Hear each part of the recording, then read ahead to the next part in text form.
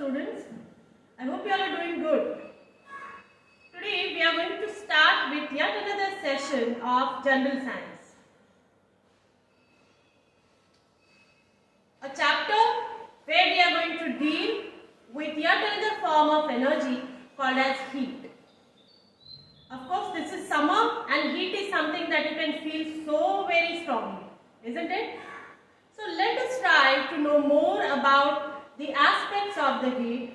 Here we are going to start with chapter number 14, measurement and effects of heat. So let's begin with the chapter. Before we go to the measurement, let us understand what heat is. Heat is a form of energy. Just like I mentioned the other forms of energy which we have learnt in this entire syllabus, that is about light we learnt about sound, and here is yet another form of energy, the heat.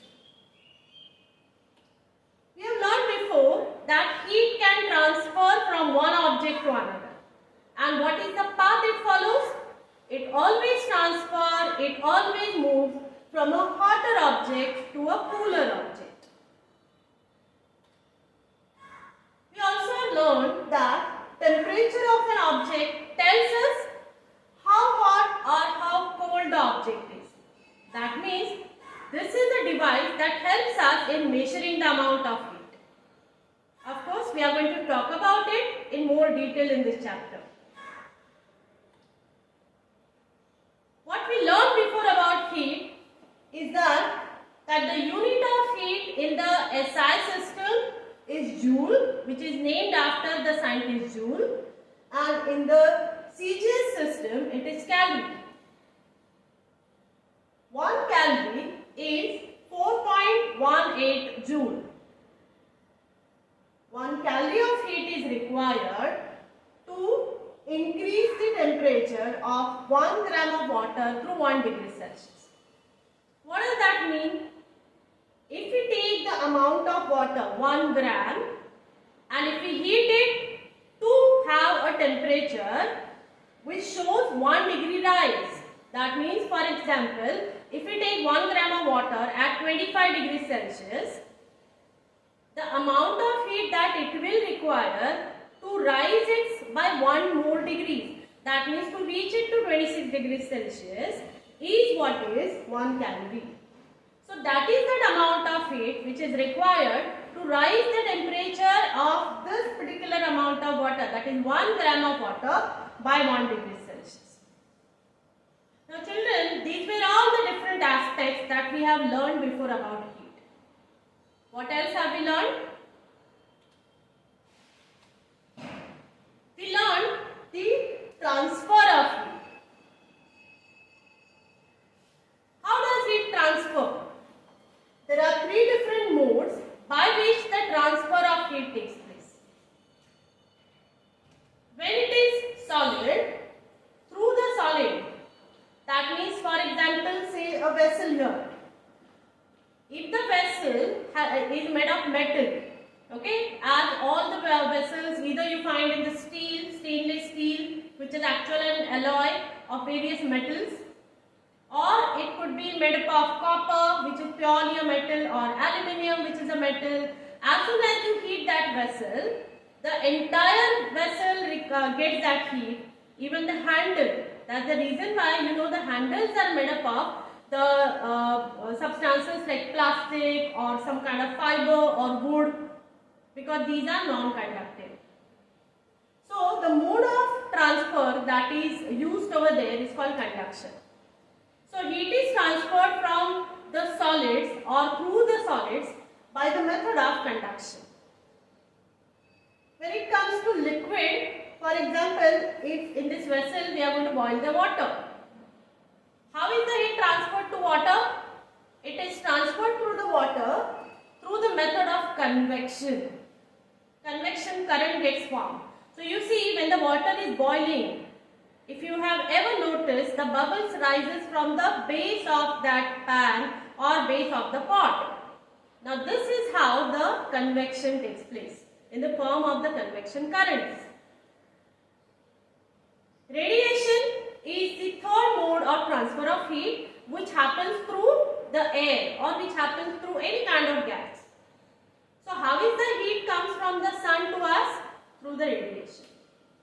So we learned this in the previous classes about the different modes of transfer of heat.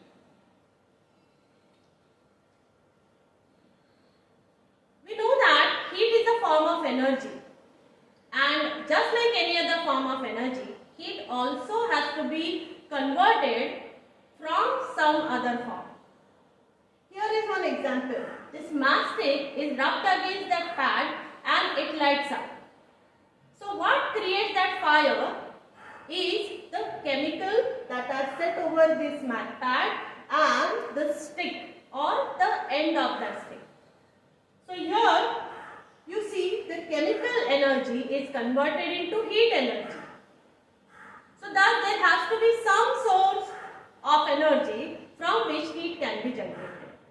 Again, we are going to talk more about it in all the different parts of this chapter. Here you could see water is boiling in the pan. Now what is this indicating? This indicates the transfer of one state of matter into another. Water is in the liquid state. As it boils, the vapors get formed. These vapors are in the gaseous form. So heat enables the substance to change its state. Let us take one more example of that. What could you see here? The ice is melting, right? Melting of the ice is conversion of the solid into the liquid state. How does ice melt? Do we have to heat it? Actually, no. It just absorbs the atmospheric heat. You must have seen your ice cream melt. So why does ice cream melt? Or how does it do so? It melts or it converts into the liquid state by absorbing the surrounding heat. So that is how the heat is responsible in changing the state of the matter. Yet another effect of heat. What is this? It's a hot air balloon. Do you know how does it function? There is some fuel used in it and it has a burner. So as soon as it is lit, the fire is created. This fire heats up the air inside the balloon. Now as the air is heated inside the balloon, the air becomes light in weight. As it becomes light in weight than the surrounding air, which is comparatively cooler, it starts floating in the air, it starts rising up in the air. And that is how the hot air balloon functions. So what have we learned from this example? What we get to learn from this example is that heat makes the substances to expand. Like you could see, air has expanded here. So as the heat is been absorbed by the air, the cooler air gets hotter and this hotter air expands and it becomes light in weight and it makes this hot air balloon to rise up and up. So these and many more effects of heat we are also going to study in this chapter. So let us move ahead to know about the different sources of heat. Where all do we get heat? Where the heat can be obtained from? So let us discuss few of the sources of heat. One major source of heat is sun. Earth receives the energy from the sun in the form of the radiations. How does so much of heat get created or produced in sun? Let's understand that. It is as a result of a reaction called nuclear fusion. What is meant by to fuse? Fuse is to come together. What comes together here? The atoms. 4 atoms of hydrogen comes together to form one atom of helium. This is the nuclear fusion reaction that takes place inside the sun, and during this reaction lot of energy is produced. This energy is in the form of the heat we receive it also over the earth in the form of light as well. So heat and light, both of these forms we receive from the sun. So it is the nuclear fusion reaction that helps in generating such a huge amount of energy. Let's go to the next source of it. The next source of heat is earth. If we go inside the earth's core, the temperature gets increased. The temperature rises more and more, and it is so very hot. You must have seen the lava that comes out after the volcanic eruptions. Okay, so that lava is so hot. That is what is that heat inside the earth's core. Now this heat is used as geothermal energy, and this is used to produce electricity at the power stations. How? For instance, if this is the earth's core where the temperature is very high, surrounding that there is groundwater, the water that is seeped in, or there are underground stores of water. This water, because of this heat of the earth, get very strongly heated, so much so that it converts into vapors. And because being underground, it has a high pressure also. Now such reservoirs of the water are detected, and then the heat, that is the steam from that reservoir, is extracted out through pipes. These are connected to the turbines. These turbines rotate because of that pressure, and then the electrical energy get converted or get formed out of it. The steam is then taken to the cooling chamber or cooling tower, where it is cooled and converted back to water, which can be sent to the overground reservoirs. So that's how this entire process happens. So thus, earth is also one of the major source of heat. Coming to the next source, the chemical energy. Heat, as I have told in the introduction, heat can be generated from the chemical energy, from the chemical content of different substances. If we burn the fuels like wood, coal, or any kind of petroleum products, say petrol, diesel, etc., when we burn them, heat is generated. So thus here, the chemical content of wood or coal or petrol helps in converting that chemical energy into the heat energy. So that is how the heat energy is obtained from the chemical energy. The next source is the electrical energy. We use so many electrical appliances that functions on the generation of the heat by using electricity. A well-known appliance like an electric iron or electric press, then a heater, okay, a geyser. So all these are the different appliances. An electric oven, that is also an appliance which is based on the same concept, where electricity is used in generating the heat. So here electrical energy is the source of heat energy.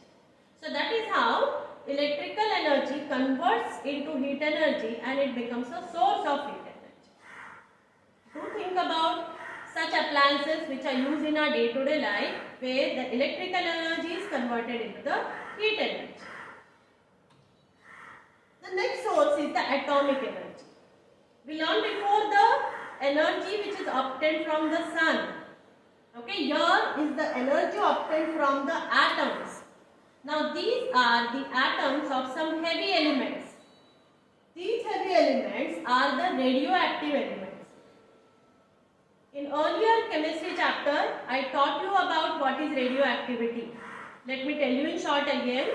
These are those elements which have a tendency to give away some radiation on their own. And these are the elements which have very high atomic weight. They are very heavy elements.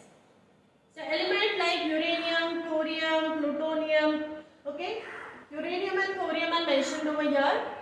These are mainly used in the atomic power plants. In these atomic power plants, these elements or atoms of this element are strike with the neutrons and energy is converted in this form.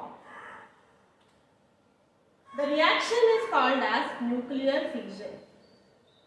So what makes this energy to get formed is the nuclear fission. See, check the spelling properly. Earlier what we learnt about sun was nuclear fusion, coming together. Here is fission. Fission means splitting. So here the atom is split. So for instance, if this is some heavy element, atom of some heavy element, it is striked with a neutron. Where is neutron present? It is present in the nucleus of the atom. So some free neutrons are used in order to generate this energy. So when one such atom is hit by such neutron, that atom splits into many. And during this splitting or fission, a lot of energy is generated which is in the form of heat. Now this is used in the nuclear power plant. This heat energy is used to heat the water, boil the water, generate the steam. The steam then runs the turbine and the turbine then helps in converting this energy into the electrical energy. So that is what is the application of it. So thus we saw the different sources of heat energy: sun, earth, the chemical energy, electrical energy, atomic energy, and need not to forget air. How is air a form of heat, or how is it a source of heat? When we receive the heat from the sun, some part of this heat is reflected by the earth, and this reflected heat stays in the air. So that's the reason why when we step out we feel more hot, because there is all heat around, and thus air also becomes a source of heat. Of course, it is not the direct heat, it is the reflected heat. So thus we are done with the different sources of heat energy. Let us move ahead to know the other aspects of heat. For that, let us take an activity. Now in this activity, we are going to use 3 bowls. Glass bowls would be preferable. In the first bowl, let us call it bowl A or say pot A. In that, we are going to take hot water. Then we will take a bowl B in which we will take cold water. Cold water, you can absolutely take refrigerated water, or you can take just the normal tap water. So, hot water, which is literally hot but bearably hot, because we are going to put our fingers, our hands inside. So it should be bearably hot. So even if you are going to try this activity at home under some following all the precautions and under the guidance of some elder, you can try this activity. But definitely you can try this, but with safety. So take a bowl, first bowl which contains hot water, bowl B that contains cold water, and now take third bowl in which we will take the lukewarm water. What is lukewarm? The water which has a temperature just higher than the normal. Okay, that is called as the lukewarm water. So we have to take 3 bowls. Now arrange them on the table, stand in front of them and put one of your hand. For instance, you put your right hand in the hot water, put the left hand in the cold water at the same time. And keep them immersed in the bowl for the same number of or the same length of time. For example, if you have kept it inside for a minute, then soak both the hands in this water for a minute. Okay. Now what will happen during that minute? Your hands, your fingers will acquire the temperature of the water in the bowl. So for that long, you have to keep your hands, fingers immersed in the bowl. After 1 minute, take both the hands out of the bowls and at a time put both your hands in the bowl number C or vessel number C and see what happens. Do you get the same experience? Do try that and think about it. Certainly, we don't get the same experience for both the hands. What would you get actually here is, your right hand, which was dipped in the hot water, feels that the water is cold. And your left hand, which you have dipped in the cold water, feels that this lukewarm water is warm. Are you getting me? What did I say is, what you did is, you dipped your right hand in the hot water bowl, that is bowl A. And your left hand was in bowl B, which contained the cold water. Both of these, when you dipped in the bowl C, your right hand feels that the water is cooler, your left hand feels that the water is hot. Now why is it? Our hands, our skin is a sensory organ. So we acquire that heat. But then heat is a relative term. The sensation of heat is very relative. It changes from person to person. So at times, like for example tea, some people prefer very hot tea and they actually don't feel it very hot. Whereas with some people, if the tea is say boiling hot, they just cannot consume it. So this concept of heat is relative.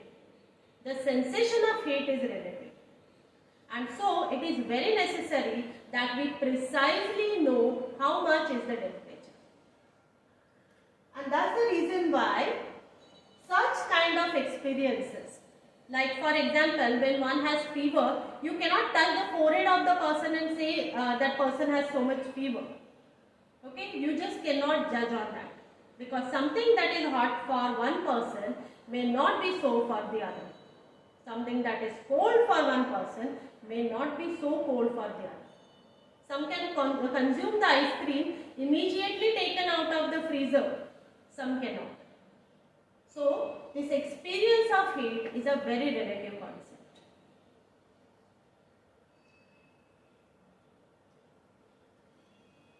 Now, as we learned about heat and I just introduced you about the importance of temperature, let us understand how is heat related to temperature.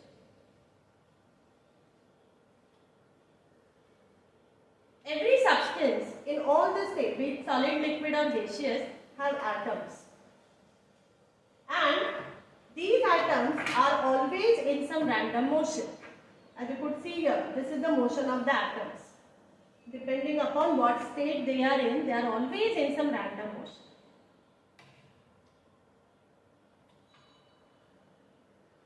When they are in random motion, they have an energy called kinetic energy.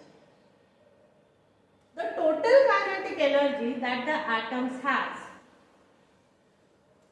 is called as the heat content of that substance. So what do we understand by the term heat?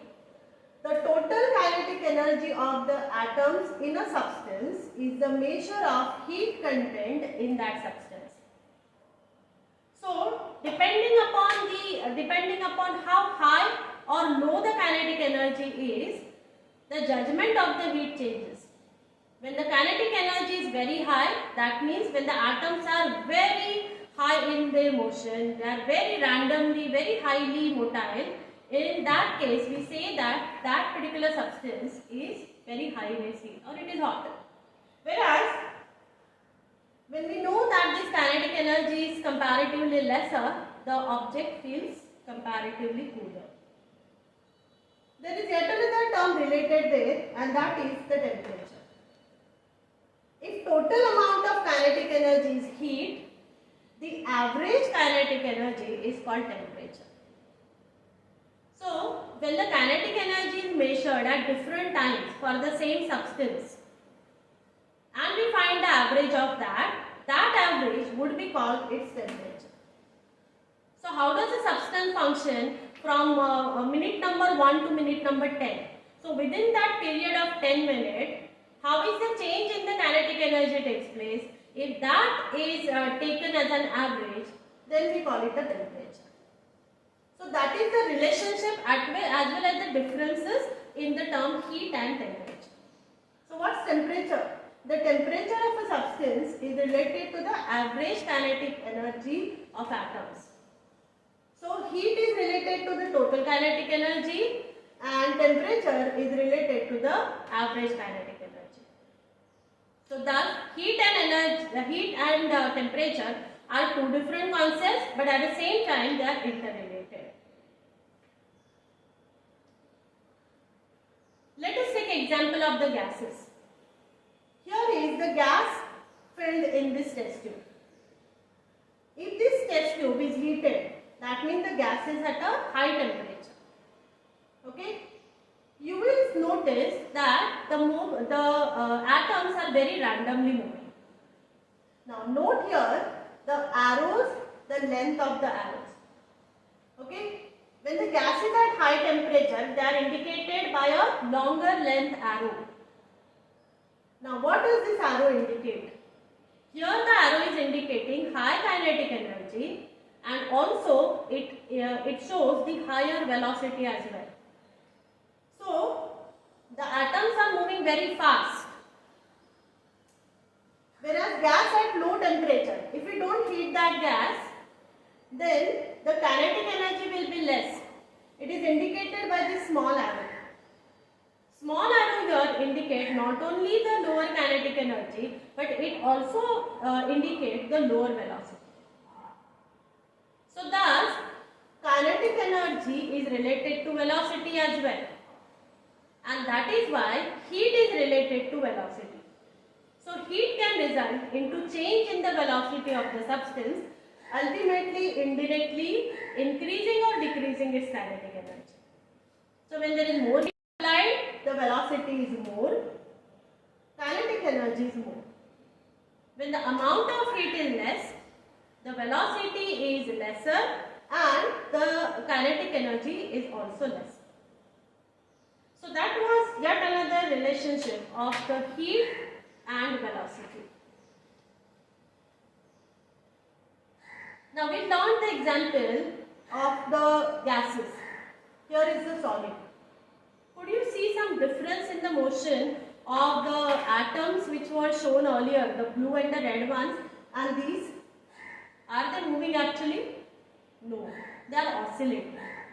They are only vibrating at their place. Why is that so? Solids have a very compact structure. The atoms of the solid are closely packed. They are so very close to each other that even after their kinetic energy is increased, they cannot move around because there is no place available to them. And so what do? They only vibrate or they oscillate. To represent this oscillation, you can refer to this diagram. So one atom over here oscillates in different direction, 4 different directions. So it can just move left and right, or it can just move up and down. So that is how the heat affects a solid substance. So in case of liquids and in gases, the atoms can move about randomly. They can change their places. In gases, the change of the place is very often very vigorous and very faster.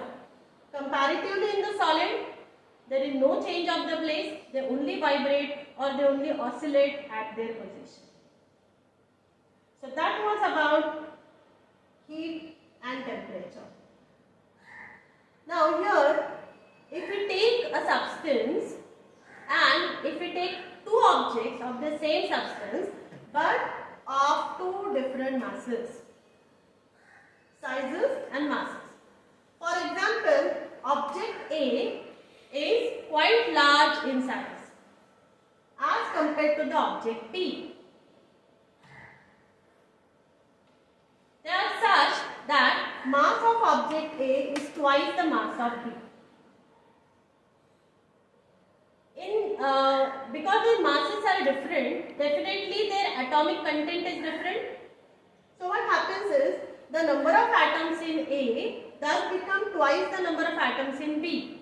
That means if B has 100 atoms, for instance, there are many more, but let us say, if B has 100 atoms, then A has 200 atoms, twice the number of atoms that B has. Now that affects the temperature, but if we keep the temperature of both the objects same, If the temperature of A is same as temperature B, so we are not changing temperature. But what will change? The heat content. The heat content of A will be greater than the heat content of B, because the amount of heat that will be required by A to rise its temperature to get it equal to the temperature of B. For example, if you want to rise the temperature of this A, object A and B, both to say about 40 degrees Celsius. Okay. So the amount of heat that will be required by B will be much less than that of A to reach to 40 degrees Celsius. What does that mean? Let me make it more simple. Okay. B will get heated very quickly and A will take longer time. So for that longer time, it will keep on absorbing the heat. And that's the reason why the heat content of object A is twice the heat content of B. So these were all the different relationships with heat and temperature. Let us see the units. Unit of temperature is degrees Celsius, degrees Fahrenheit and Kelvin. Out of this, degrees Celsius and Fahrenheit are used for daily life. That means for measuring the temperature of our body or atmospheric temperature, degrees Celsius and Fahrenheit is used. Kelvin is the scale used for scientific measurements only. Here are a few formulae which helps us to understand the relationship between these different units of measurement. The first formula, F, that is Fahrenheit minus 32 upon 9, is equal to C, that is Celsius upon 5. That means if we have the temperature in Fahrenheit, you can convert it into Celsius. Or if you have the temperature of a substance in Celsius, you can convert it into Fahrenheit. Similarly, K equal to C plus 273.15. This particular formula helps us in converting the temperature of Kelvin into Celsius and Celsius into Kelvin. Very interesting. You can take a few examples for your own self. You can measure your body temperature in Celsius and convert it into Fahrenheit and Kelvin.